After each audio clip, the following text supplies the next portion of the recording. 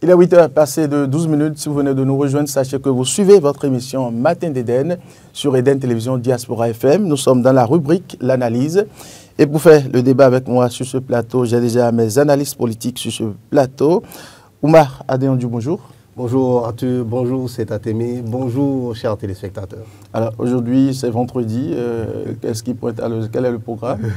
Rien de spécial, on va travailler, on va s'atteler à écrire la revue de mais presse. On ira prier après, n'est-ce pas? Ah mais ça c'est obligatoire. Parfait. Alors c'est Atemi, bonjour. Bonjour Arthur, bonjour aux amis téléspectateurs. J'espère que vous portez très bien ce matin. Ça va, on rend grâce à Dieu. Alors, Oumar Adéandiou, je préfère démarrer par vous. Nous allons parler de l'actualité. L'actualité l'oblige. Présidentielle de 2026, le parrainage divise, toujours opposition et mouvance. Ça se bouscule dans tous les sens. Oui, ça a toujours divisé mouvance et opposition depuis toujours, depuis que le code électoral a été... Ça ne succombe pas. Voilà, donc il n'y a aucune surprise. Enfin, c'est quelque chose qui était là depuis très longtemps. Ouais. Ça divise depuis toujours. Voilà, c'est juste peut-être pour donner son avis que notre confrère a décidé de faire ce titre-là. Sinon, ça divise toujours. Les démocrates n'ont que 28 et donc ça les oblige à la vigilance, comme on l'a dit. La grosse surprise, c'est que ça divise au sein même de la mouvance présidentielle. Oui, mais ça c'est... En principe, ça devait uniquement diviser au sein de l'opposition. Non, pas vraiment. Si ça divise au sein de la mouvance, ça on peut comprendre. Ils en ont un grand nombre. Ils peuvent parrainer autant qu'ils veulent, c'est-à-dire autant de candidats. Voilà. À partir de ce... En tout cas, plus que l'opposition. Ils peuvent parrainer plus de candidats que l'opposition. Ils ont cette capacité-là. Maintenant, il y a des ambitions là-bas et c'est tout à fait normal que la personne qui veut parrainer se dise « Ah, moi je préfère parrainer tel que celui peut-être qu'on m'impose ». C'est un exemple que je prends. Donc, il peut avoir également des petits quiproquos autour du parrainage à ce niveau. Et ça, moi, je pense que c'est de l'ordre normal des choses parce que quand on est là, comme ça, j'ai mon avis à donner sur un sujet. Le parti me donne une directive. Mais je peux quand même dire, voilà, je suis libre de le faire. Oui. Moi, je pense que tel candidat, moi, je préfère plutôt donner mon parrainage. Voilà. Donc, je préfère plutôt donner le parrainage à celui-ci. Donc, ils vont chercher à s'harmoniser à ce niveau aussi. Sinon, ça va montrer une certaine incohérence, comme on l'a dit la dernière fois, au sein de la mouvance. Ils seront bien obligés de se mettre en ordre de bataille, d'harmoniser un peu les idées, d'harmoniser un peu les points de vue, notamment par rapport au parrainage. L'autre souci également, c'est les adhésions de part et d'autre. Nous avons vu notamment cette semaine la note, le communiqué de l'UPR interdisant quand même ceci. Comment est-ce que vous appréciez? Nous avons également appris ce matin déjà la rencontre de reconsolidation entre les deux partis, l'UP et puis... l'UPR et le BR. Oui, je pense qu'ils ont intérêt à le faire. Ils ont intérêt? Oui, non, en fait, ils ont intérêt à le faire. Pourquoi? Sinon, comment voulez-vous qu'ils aillent, alors qu'ils ont un même leader, une même vision, et ils vont aller en rang dispersé? Voilà, c'est qu'on n'a pas la même vision. C'est perdu d'avance. Si on n'a pas la même vision, parce qu'il y a des gens sur Internet, il y a quelques personnes qui ne connaissent que les injures, les invectives. Et les réactions sur Internet, et ils parlent même de dichotomie dans ce qu'on dit, alors qu'en réalité, la démocratie, c'est quoi? Je m'explique peut-être pour ces personnes-là. Par exemple, pour un certain Abel, Betty, je ne sais pas quoi là, qui est tout le temps en train d'insulter les autres sur Internet, de dire que lui va tuer, par exemple, tous les politiciens. Ouais, c'est des thèmes très graves, ce n'est pas des personnes avec qui il faut discuter. Donc, quand ces personnes-là ne comprennent rien, ils se jettent comme ça sur Internet, ils disent des propos qui n'ont pas de sens. Et quand on a la malchance, c'est parce que c'est une malchance, on tombe dessus et qu'on le lit, c'est pas de la bonne. Oui, c'est pas de la bonne. Ce que je veux dire, c'est quoi? Pour bien expliquer, quand on dit que l'opposition ne peut pas être homogène, par exemple, ça se comprend. Parce que chacun a son idée, chacun a sa vision des choses, chacun pense le Bénin comme bon lui semble. Okay? Il veut aller selon lui, dans ses principes, selon lui, sa vision. Donc c'est bien compliqué au niveau, par exemple, des différentes oppositions, voilà, parce qu'il y a une opposition plurielle aujourd'hui au Bénin, des différentes oppositions de s'entendre, ça, on peut le comprendre. Mais dans la mouvance où vous avez la même vision, le même objectif, le même leader, le même combat, c'est-à-dire celui de défendre donc les actions de celui qui est au pouvoir aujourd'hui, mais vous êtes bien obligé de vous mettre ensemble. Sinon, tout de suite, les détracteurs vont dire, mais écoutez, ceux-là, voilà, ceux-là, ils ne sont pas très soudés, ils ne sont pas très cohérents. C'est la preuve qu'ils ne peuvent ça pas. Donne voilà, notre image. Voilà, vous aurez une mauvaise image. On va vous discréditer devant le public. Et ça, il faut le comprendre. S'ils ne le comprennent pas et qu'ils ne prennent pas les mesures qu'ils sont en train de prendre là maintenant, c'est-à-dire l'UPR qui décide de bloquer donc toutes les adhésions, venant donc comment on appelle, des blocs républicains, des partis de la... Voilà. S'ils ne prennent pas cette décision, ça serait que c'est qu'ils sont mal barrés en réalité par rapport aux élections. Ouais. Et l'autre chose, c'est cette rencontre-là aussi qu'ils ont. Moi, je pense que c'est plutôt dans l'ordre normal des choses. On doit pouvoir s'entendre sur un minimum, même si ce n'est pas exactement les mêmes formations politiques, mais on a le même combat aujourd'hui. Et si on ne s'entend pas dessus et qu'on va comme ça en disperser devant les populations, ça va faire un peu désordre. Les autres vont nous discréditer par rapport à ça. Et puis bon, voilà, c'est qu'aux élections, on peut perdre pas mal de voix, rien que parce qu'on ne s'entend pas. On ne s'entend pas, parfait. C'est Artémis, une fois encore bonjour. Bonjour à nouveau Arthur. Alors ça se bouscule, que ce soit côté mouvance ou opposition, votre appréciation certes? Je trouve que c'est dans l'ordre des choses. C'est dans l'ordre des choses et je pense que cette bousculade qu'il y a, on va dire depuis 2021. Les couleurs avaient déjà été annoncées. Un tout petit peu. C'est vrai que actuellement, quand on regarde le code électoral qui a été voté depuis mars 2024, oui. On trouve que les choses ont davantage un tout petit peu corsé. Parfait, oui, et normalement, la mouvance ne devrait pas avoir se casser autant la tête. Mais quand vous regardez, et que vous regardez bien, vous vous rendez compte qu'en réalité, il y a un pouvoir qui est en place, qui est en phase de partir. Il y en a un qui avait été là avant, qui est revenu, bon gré, mal gré, qui est revenu et qui se trouve être également au Parlement avec un certain nombre de députés. Quand vous observez sur l'arène, autant au niveau des députés qu'au niveau des élus communaux, ceux qui ont pouvoir bientôt, ceux qui auront pouvoir décisionner, de pouvoir donner le parrainage, vous vous rendez compte que quand on ne fait pas attention, au moment où les candidatures devront être décidées et qu'on devra avoir le parrainage pour le duo de candidats, il faudra pouvoir pérenniser les acquis qui sont là actuellement et faire en sorte que ceux qui vous ont rejoint dans la bataille à un certain moment puissent toujours être là, mais ne puissent pas constituer un frein dans votre roue à partir de 2026.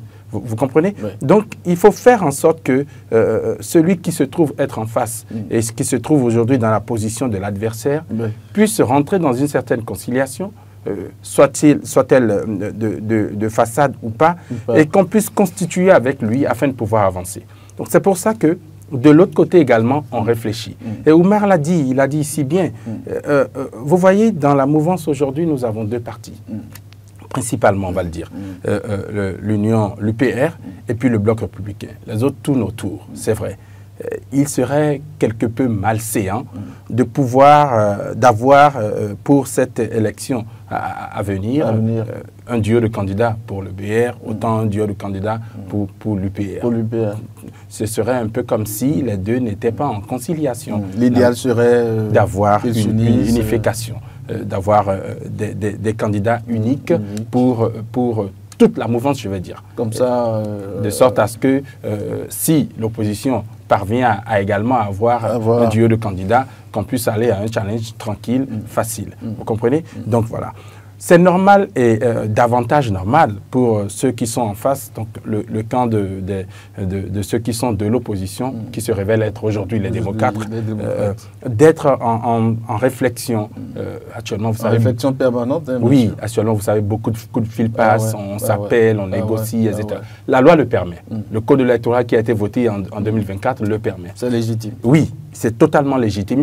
Il faut d'ailleurs le faire pour pouvoir, à partir de 2026, si l'on gagne, pouvoir constituer avec l'autre et avancer avec l'autre. C'est l'idéal à faire actuellement.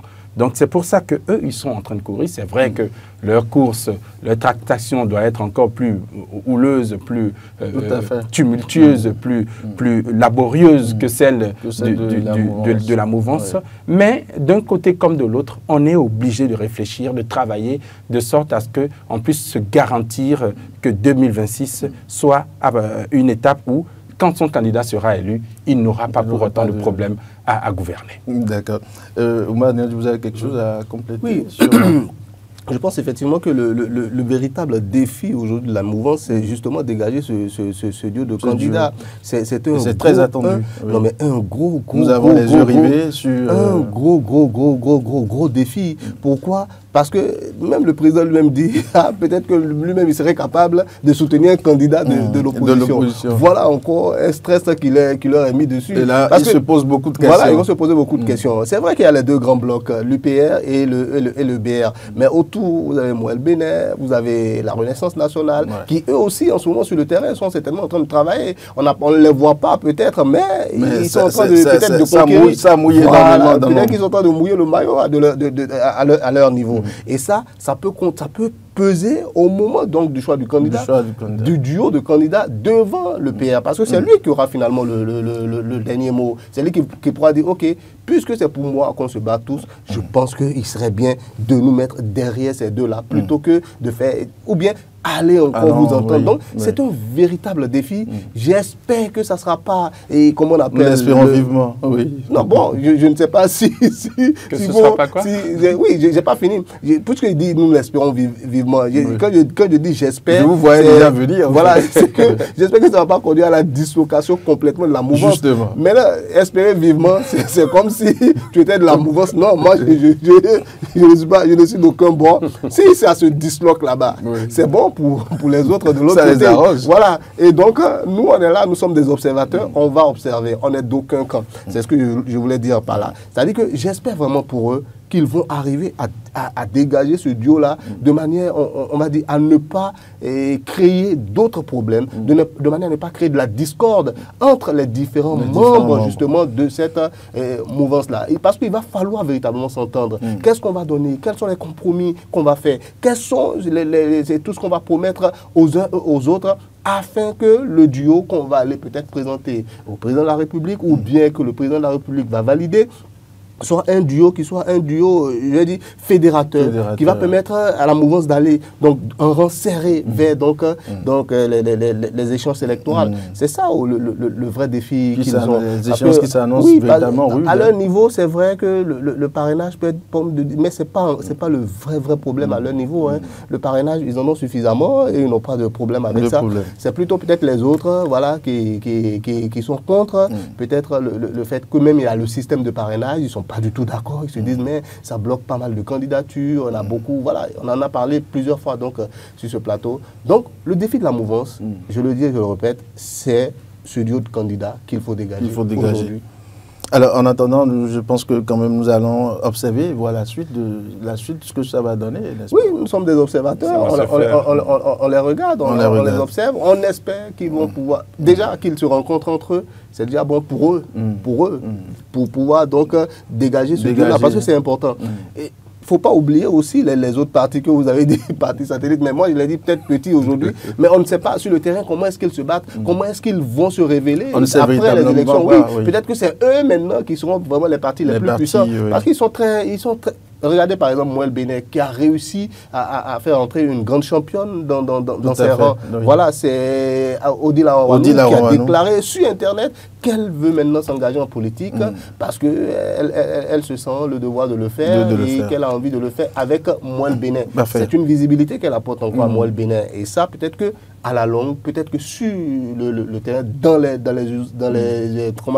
urnes, ça peut se révéler être bénéfique et faire de ces petits partis qu'on dit aujourd'hui, finalement, des grands partis à l'issue des élections. D'accord. Nous allons passer à un second sujet. 8 ans de gestion de pouvoir au talent. Oumar Dandiou, la presse béninoise, la grande oubliée de la rupture, nous informe Décryptage Info. Oui, mais le constat est également là aujourd'hui. Oui, le constat est là. On va aller avec les euphémismes les plus intéressants, les plus doux possibles.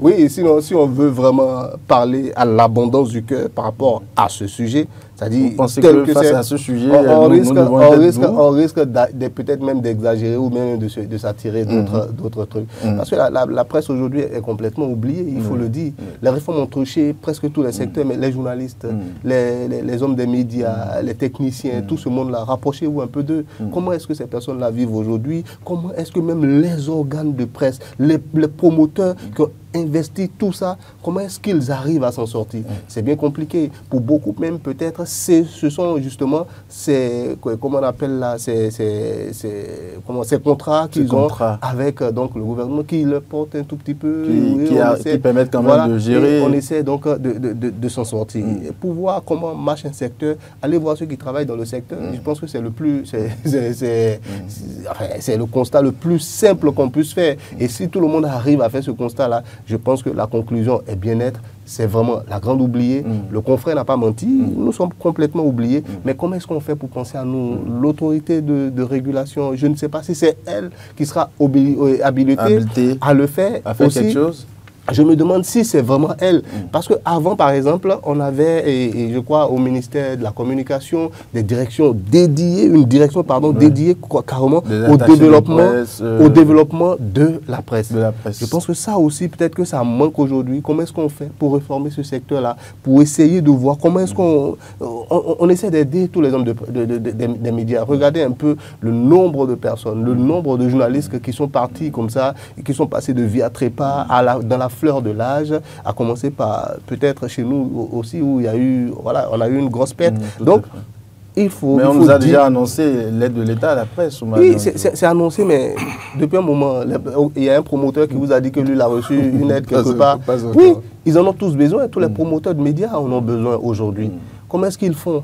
Comment est-ce qu'ils font? Je pense que c'est des éléments qui comptent, qui doivent peser véritablement de la balance. Nous apportons peut-être quelque chose au pays aussi, s'ils regardent de très près. Pensez-vous que quelque chose est possible à quelques jours, à quelques semaines, à quelques mois de la fin de ce mandat? Il n'est jamais trop tard pour bien faire, puisqu'il s'agit de nous. Il s'agit de la presse. Moi, je pense qu'il n'est jamais trop tard pour bien faire. Si on veut bien faire, si on veut aider véritablement les promoteurs de presse, si on veut véritablement aider tous ces enfants du Bénin là, qui se battent chaque matin, chaque jour, chaque soir, dans ce secteur-là aussi. Qui donnent le maximum. Oui, qui donne le maximum de pour donc arriver à combler le droit du peuple béninois à s'informer. C'est un droit. C'est un droit que l'État leur doit. C'est la raison pour laquelle, par exemple, il y a des sociétés d'État qui sont donc des médias où on doit informer la population. Le droit à l'information, c'est un droit des populations. Et nous avons ce sacerdoce-là. Oui, c'est nous qui jouons ce rôle-là. C'est nous qui aidons les populations. Par exemple, je suppose l'heure à laquelle vous êtes déjà réveillé ce matin. Ce matin. Et tout ce que je reçois comme pic sur Internet de la part de quelques incohérents. Non, oui, je reviens dessus parce que je suis tombé dessus malheureusement ce matin. Excusez-moi surtout. Voilà, donc tout ça, on le subit. Mais c'est un travail qui est essentiel parce que la population a besoin également de se faire une opinion de tout ce qu'il y a comme grand événement dans le pays. Donc, nous venons, nous apportons l'information à travers nos journaux, nous apportons également des éclaircissements à partir de ce que nous faisons ici, de vos analyses, de nos analyses à travers différentes émissions que nous faisons aujourd'hui, par exemple sur Eden TV, et que les populations suivent, donc on les en remercie d'ailleurs. Donc, c'est essentiel de penser à toutes ces personnes-là qui se battent. C'est de vrais combattants aussi. Il faut penser à eux. Ce n'est pas parce que nous sommes du secteur qu'on le dit, mais c'est une réalité. C'est un constat qui est fait pratiquement par tout le monde aujourd'hui.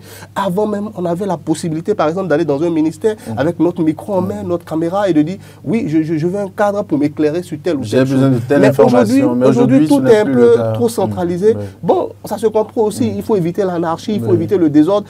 Ça se comprend. Mais comment est-ce qu'on nous aide à bien faire ce travail-là? Donc, c'est des choses qu'il faut voir. Quelles sont les réformes qu'on met en place? C'est vrai qu'il y a un élan qui est donné à travers certainement peut-être l'image qu'on veut donner au Bénin, la création de certaines chaînes, on va dire, qui sont plutôt étatiques. Donc, quand on regarde ça, on se dit, il y a un élan qui est là, il y a une dynamique qu'on veut mettre en place. Il y a une réforme en cours. Mais les autres aussi, il faut penser à tous ces privés-là aussi qui se battent jour et nuit pour pouvoir donc informer la population. Cet Atemi, la presse béninoise, la grande oubliée, vous pensez que nous sommes... vous confirmez? Oui, je le confirme. Pas besoin d'un dessin pour cela. Je le confirme totalement. Mais je pense que si les choses doivent être faites, il faut qu'elles puissent être faites à partir de la racine. Il faut aller à la source. Il faut que des décisions puissent être prises au niveau législatif et qu'elles puissent être appliquées pour que la presse puisse mieux se sentir. Parce que, qu'on le veuille ou non, nous sommes le 4e pouvoir. Tout à fait. Un 4e pouvoir qui, malheureusement... Nous ne sommes pas n'importe qui dans la République. Oui, d'accord. En fait, en vérité, on n'a aucun pouvoir. On n'en a pas du tout. Et on ne s'occupe pas pour autant de nous. Parce que si autant nous avions de pouvoir, nous aurions pu décider ou faire décider des choses. Mais cela ne se fait pas. Il y a des instances au niveau des médias qui peuvent aider à pouvoir le faire. Mais il faut que des décisions puissent être prises parce que nous sommes dans un pays de droit. Il faut qu'avant qu'on puisse appliquer les choses, qu'on puisse se baser sur des référents. On n'a pas encore les référents qu'il faut. Donc, moi, je voudrais que véritablement ces décisions puissent être prises déjà au niveau de l'Assemblée et qu'on ait également cette volonté, d'accord, au niveau du premier, du deuxième et peut-être du troisième également pouvoir, d'accompagner la presse afin que nous puissions aujourd'hui être une vitrine, non seulement pour la sous-région ouest-africaine, mais également pour l'Afrique entière. Donc, je pense qu'accompagner la presse, on n'a aucun mal à pouvoir le faire. Je ne sais pas si les décideurs, les politiques ont peur de pouvoir le faire. Il ne faut pas avoir peur de le faire. Il faut le faire et le pays s'en sentira mieux, surtout le pays s'en portera mieux. Où, les confrères, nous voyons la longue liste de décès. Malheureusement. Que vous avez aussi constaté, vous avez vu les confrères. Bien sûr, quand ils sont vos confrères, quand ils sont les confrères de X, ils sont également les confrères de Y, ce sont tous nos confrères. Et c'est inquiétant. Qui passent de vie à trépas comme ça. Sans, vous voyez, il y a même des personnes qui se sont longtemps battues dans le domaine en espérant qu'il y ait des changements. Ces changements ne viennent pas et ces personnes partent malheureusement. Donc il faut véritablement que des choses puissent être faites au niveau de la presse afin qu'elle puisse mieux se porter. Je veux qu'on puisse avoir du renforcement, non seulement au niveau de la formation, mais également, surtout, au niveau des organes qui sont existants. Si une aide doit venir de l'État, qu'elle puisse venir afin que les médias puissent mieux se porter. Mieux se porter. Parfait. Cette Atemi, l'actualité, la toute dernière actualité dont nous allons parler, c'est bien sûr le sport. L'éliminatoire mondial, Guénotra, le sélectionneur du Bénin, a sorti sa liste. Mais déjà, la polémique va dans tous les sens. Nous avons vu, comment on appelle, Jordel Dossou, qui est sur cette liste, et ça crée la polémique. Oui, Jordel Dossou est sur la liste et ça crée la polémique. Vous savez pourquoi ça crée la polémique? Parce que Jordel se retrouve ne pas être, je vais dire, compétitif. Voilà, parce qu'il y a longtemps qu'il n'exerce plus dans un club, donc la régularité qu'il devait avoir pour être admis sur un terrain de foot, pour jouer une compétition de ce rang-là, parce que c'est quand même les éliminatoires pour le mondial, le Bénin se trouve être en 3e place, ce n'est pas mauvais, et il faut forcément que pour ces 2 matchs à venir-là, nous puissions engranger des points. À défaut de prendre les 6 points qui arrivent, il faudrait au minimum en prendre 4. Et donc, mettre quelqu'un comme Jordel Dossou, qui se trouve aujourd'hui sans club, qui se trouve aujourd'hui ne pas avoir les aptitudes physiques, mentales et puis, techniques qu'il faut, c'est normal que ça puisse porter un peu, prêter un peu à confusion et que ça révèle des quiproquos. Mais attention, Jordel se trouve être un pignon essentiel de l'équipe. Et à défaut de pouvoir le convoquer pour le mettre sur le terrain, qu'une telle personne, qu'un pignon comme Jordel puisse être dans l'équipe, ça participe à la cohésion de l'équipe. Ça participe à ce que l'équipe puisse avoir toujours le mental. Oui, ce sens-là de la collectivité, ce sens-là que nous sommes ensemble et que nous nous battons ensemble pour pouvoir avancer. Si on doit compter les personnes clés de l'équipe de foot aujourd'hui, si on doit en citer 5, forcément Jordel Dossou serait cité parmi les 5. Donc, le coach sait pourquoi il a appelé. Peut-être, sait-on jamais, que Jordel continue à travailler de façon régulière à être compétitif. Physiquement. Oui, physiquement. Et peut-être qu'il est apte. C'est sur le terrain qu'on le verra. Donc, en face, nous avons une équipe comme Zimbabwe. Les autos, c'est pas chose facile. Hein, ces 2 équipes Ce n'est pas le moment de peut-être... prendre des risques. Oui, je suis d'accord avec ça. Ces 2 équipes, premièrement, qui se trouvent être un peu plus physiques que la nôtre. Ils sont en train de monter peu à peu aujourd'hui. Exactement. Et ces 2 équipes qui se trouvent être dans une région où jouer au foot est légèrement un peu difficile. Dieu merci, les matchs se joueront au Félix, si je me trompe, au Félicia à Abidjan. Donc, nous serons dans une atmosphère, dans une sphère atmosphérique que nous maîtrisons quelque peu. Mais ce sont des équipes, qu'on le veuille ou non, qui ont une aptitude physique qui est meilleure que la nôtre. Donc, il ne faut pas prendre de risques. Le coach Gernot Rohr est une personne, qui a une grande expérience dans le domaine. Je ne veux pas faire montre de sa liste de performances ici, mais je suis rassuré qu'il fera ce qu'il faut pour que l'équipe béninoise puisse prendre les points qu'il faut afin de pouvoir passer à l'étape suivante dans le cadre de ces éliminatoires pour le mondial à venir. L'autre également dont nous voyons le nom circuler, c'est Sartuné Alagbe. Vous le connaissez très bien. Il y a longtemps que son nom circule et que ça dérange. Oui, mais ça dérange toujours. Il y a longtemps. On voit également le nom qui... Il y a longtemps lui-même, il a de problème dans son club. Bien sûr. Il y a longtemps que ce nom circule et que ça dérange. Non pas seulement au niveau de ses coéquipiers qui disent rien, mais également au niveau du peuple béninois qui de plus en plus commence par s'exprimer. Parce que nous le connaissons, Sartuné a fait rêver le public béninois. Écoutez, à la CAN, je pense que c'était au Maroc, si je me trompe. Maroc, oui, écoutez, si le Bénin est parvenu à ce stade de la compétition, c'était grâce à un certain Sartuné Alagbe. C'est largement grâce à un certain, comme vous le dites, Sartuné Alagbe. J'ai même envie qu'on enlève le certain là. C'est grâce à Sartuné Alagbe. Il n'y a pas eu que lui. Il n'y a pas de CD. Bon, donc aujourd'hui, il est en perte de compétences, j'ai envie de dire, de brillance par rapport à tout ce qu'on a connu de lui précédemment. Mais on va espérer, on va croiser les doigts un peu pour lui, que les choses puissent s'améliorer pour qu'il puisse avoir de meilleures conditions au club, si nécessaire, trouver peut-être un autre club dans lequel il aurait un peu plus de temps de jeu. Et comme ça, on pourrait oublier tout ce que nous sommes en train de penser, enfin, tout ce que certains d'entre nous pensent de lui actuellement.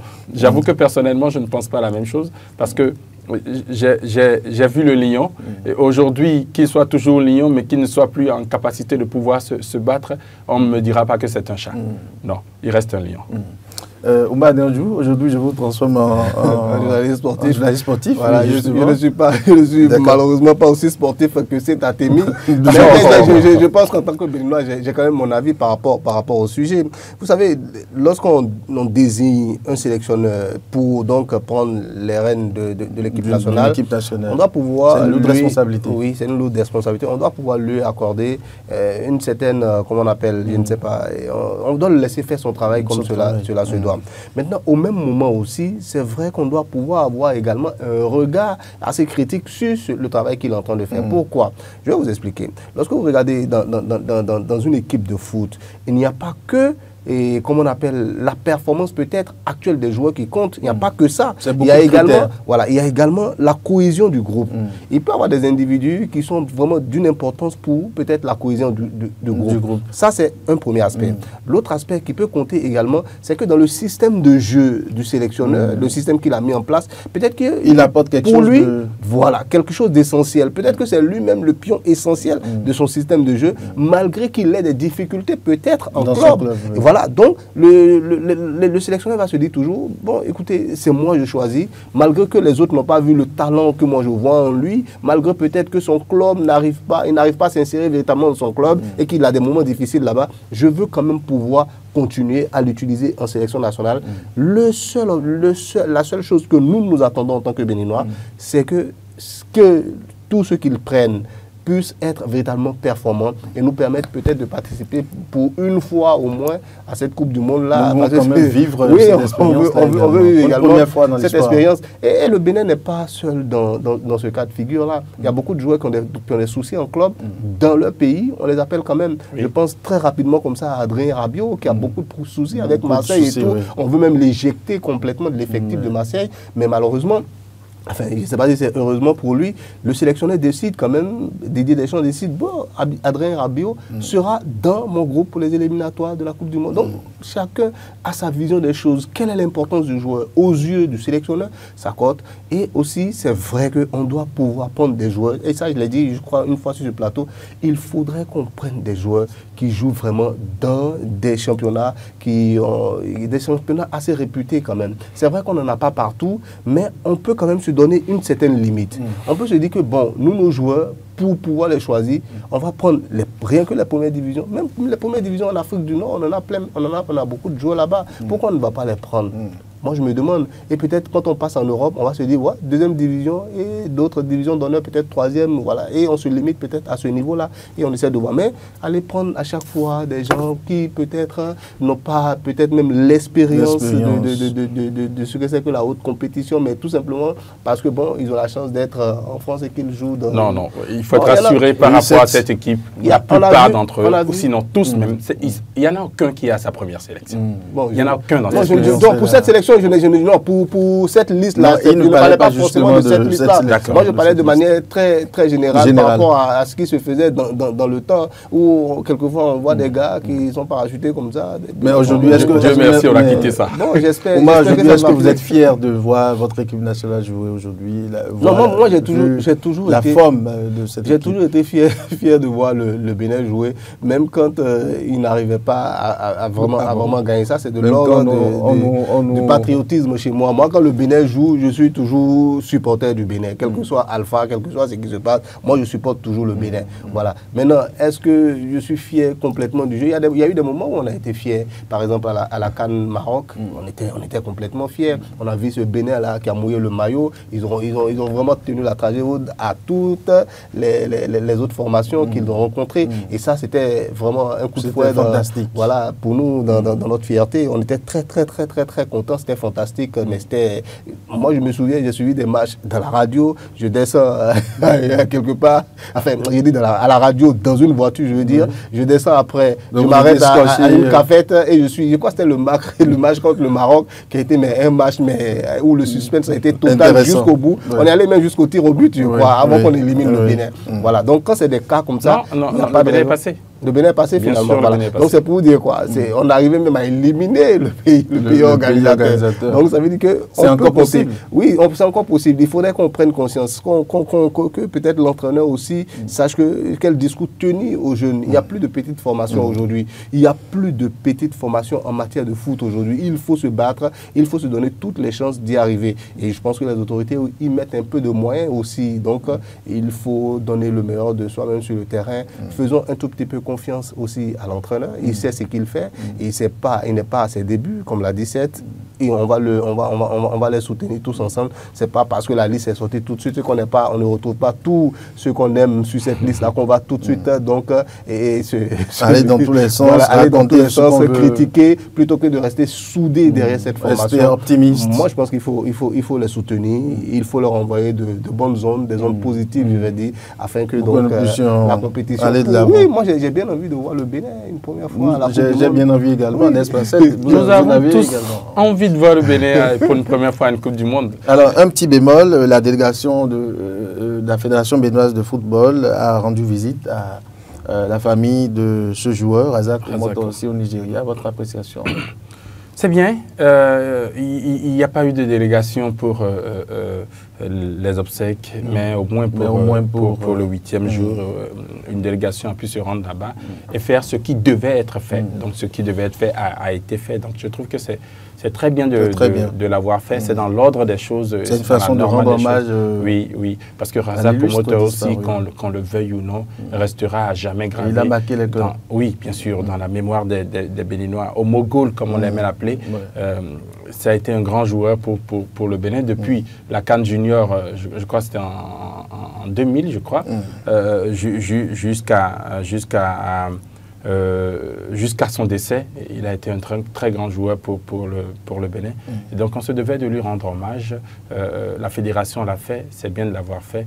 Et donc voilà. Mais moi je dirais par rapport à ce dossier, vous ouvrez une brèche, que si nos internationaux, si nos joueurs, soient-ils retraités ou soient-ils en phase de finir leur carrière, sont dans un certain besoin, ne serait-ce qu'une assistance morale. Il ne faut pas qu'on attende que cela arrive avant de pouvoir faire ce qui devait être fait. Parce que Razak avait besoin d'être soutenu il y a longtemps. Tout à fait. Il y a longtemps qu'il avait besoin d'être soutenu. Nous avons vu les vidéos circuler, ces messages, ces posts. Il a appelé.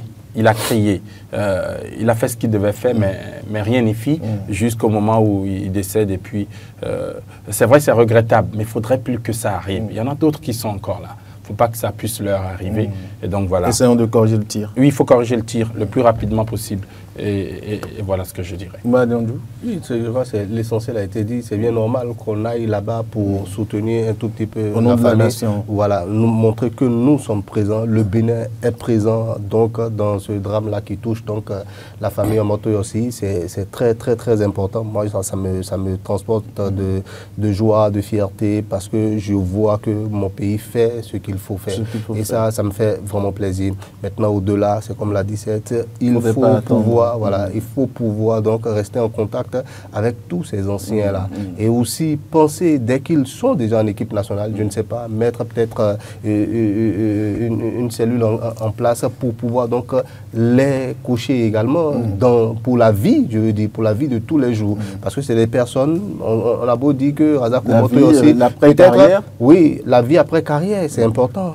Il faut pouvoir gérer son argent. Comment est-ce qu'on gère son argent? C'est vrai que ce n'est pas le rôle forcément de la fédération, mais des petits mots de temps en temps pour le leur rappeler. Oui. Je pense que ça aussi, c'est important. Parce que Razak Omotoy aussi, c'est vrai, il n'a pas peut-être eu la grande carrière des grands internationaux, mais il a bourlingué également en Europe grâce à son, comment on appelle, à son talent de footballeur. Il est passé de pays en pays, il est passé dans pas mal de clubs où il a pu gagner de l'argent. Il a commencé déjà en Afrique du Nord. Et donc, dans toutes ces équipes-là où il est passé, c'était des équipes professionnelles, donc qui payent plutôt bien, où on peut donc se réaliser si on est bien conscient de ce que l'on fait, si on prend soin de bien garder son argent, de bien économiser, de bien investir là où il faut investir. Et je pense que ça, peut-être que ça manquait pour Razak, je n'en sais rien, peut-être que ça manquait. Et ça, c'est un premier point. L'autre point que je veux dire, il y a beaucoup de binationaux parmi eux. Et ces binationaux-là, lorsqu'ils ont fini leur carrière de footballeur et que peut-être ils ont joué pour le pays de leur papa ou bien de leur maman, qui est le Bénin, et qu'à la fin, ils veulent retourner là où ils ont fait peut-être leur enfance, où ils ont grandi. Parce que ça aussi, c'est un appel à un moment de la vie. Hein. Ils auront envie de dire, ah, j'ai envie d'aller retrouver mes amis, j'ai envie d'aller construire là où j'ai grandi, retrouver toutes ces anciennes personnes que j'ai perdues de vue. Et donc, il ne faut pas perdre le contact avec eux. Pourquoi ne pas perdre le contact avec eux? Parce que tout simplement, c'est des expériences qu'on doit pouvoir, donc, on doit pouvoir bénéficier, je veux dire, de leurs expériences à eux. Donc, c'est des gens qui ont engrangé pas mal d'expériences tout au long de leur carrière. C'est bon aussi pour la relève qu'on leur rappelle de temps en temps. Et la dernière fois, j'ai donné l'exemple de Michael Poté, qui aujourd'hui est au Bénin, a créé l'école, voilà, Joseph Poté, le centre de formation Joseph Poté, où ils forment des jeunes, un jeune Imran, je crois déjà, qui est déjà en Europe, qui joue déjà dans un grand club. Compétent. Voilà, très compétent. Donc c'est grâce justement à Michael Poté, une ancienne gloire du football béninois, qu'on arrive donc à trouver ce jeune-là aujourd'hui qui peut-être va se retrouver encore en équipe nationale. Donc c'est des gens dont on a besoin. Il est même encore dans Coton, je crois, il joue un rôle encore pour les plus jeunes. Un rôle clé, Moi, je pense qu'il faut les intégrer. Pourquoi je le dis? Il y a certains qu'on a perdu de vue aujourd'hui. Quand je vais dire 2-3 noms, vous allez vous dire, ah oui, mais non, ils sont passés. On les je prends juste ces séances. Quand vous prenez celui-là, il est où aujourd'hui? Qu'est-ce qu'on fait pour l'intégrer peut-être dans le système chez nous? Qu'est-ce qu'on fait pour que celui-là puisse apporter son expérience? Il a joué dans des grands clubs. Je crois Sunderland, Paris Saint-Germain et tout ça. Et je vous assure, avec des numéros, pas des moindres. Voilà. C'est un numéro 10, c'est pas n'importe quel joueur, c'est un intérieur gauche, un gars qui manie le ballon, c'est les génies qui portent ce numéro-là. Voilà. Donc c'est pour vous dire quoi? On a besoin de ces personnes-là. Il faut trouver le moyen. Je ne sais pas quelle stratégie on met en place. Il ne faut pas que la politique du sport se limite seulement à tous ceux qui veulent être seulement présidents de la fédération, ainsi de suite. Il faut qu'on fasse comme les autres pays. En Côte d'Ivoire, on le voit. Au Cameroun, allons juste au Cameroun. C'est aujourd'hui qui est à la tête de la fédération camerounaise de football. Un certain Samuel Eto'o, voilà. Une grande carrière, tout ça. Donc il va amener toute cette expérience-là et c'est sûr que ça va apporter un plus certainement au football camerounais. Peut-être pas dans l'immédiat, mais à la longue, on sentira que il paraît que c'était Samuel Eto'o qui avait mis telle chose en place parce qu'il a vu ça ailleurs. Choses, voilà. C'est Atemi. Oui, je pense. Petit complément. Je pense que c'est vrai ce qu'il dit. Il faut le faire. Je l'avais entamé dans mes propos tout à l'heure. Il faut le faire vite. et de sorte à ce que les choses puissent mieux se porter.